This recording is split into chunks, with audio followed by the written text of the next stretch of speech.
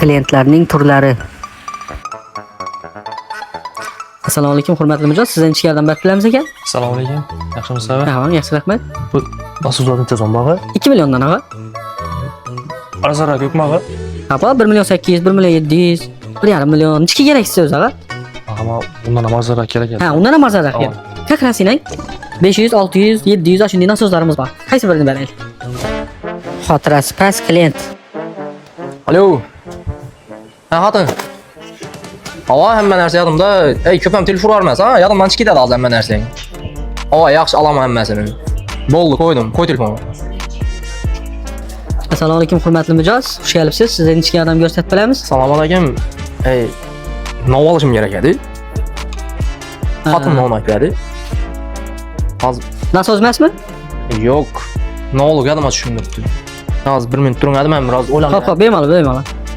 Ha, hurmatli mijoz, topdingizmi? Axı yo'q. Aliston emasmidi? Axı yo'q, bunday ulu narsa emas adaxu, biroz. Ha. Hurmatli mijoz, shunday instrumentlardan emasmi?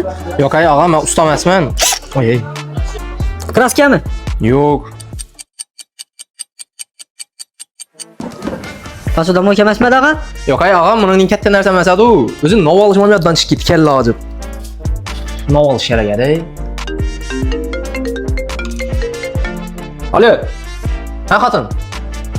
Telefonlar bezor etib berding, nov olish ham yoddan chiqib ketdi. Nov oldi berding? Kartochka piyoz? Ha, og'a, uzr.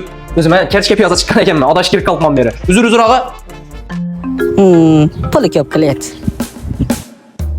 Alo, jigar yaxshimisan? Sağlıkla yaxshimi? Hava Dubayda demoqqa qaytdim.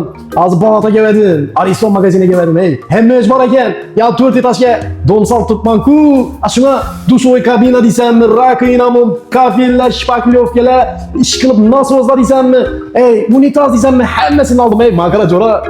Arzon ekan to'g'risi bedagi magazin. Yine uka. Bo'ldi ag'a.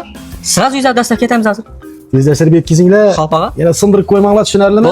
Kelib turing ag'a. Yaxshi. Yana kutamiz siz do'konimizda. Sog' bo'ling. Yo'q ag'a, biz ham to'g'ri tushuning, chiroyli narx aytib berdim sizga. 490 ming so'm beryapman sizga shundan so'zni. Ag'am men ham yomon narx aytmadim-ku. 200 ming so'm bering shuni. 200 ming so'm? Ha. Neden geldiysen Turebe'den Baraşan'a 200 ming so'mdan so'z bo'lmasa, ket bedan. Mambo.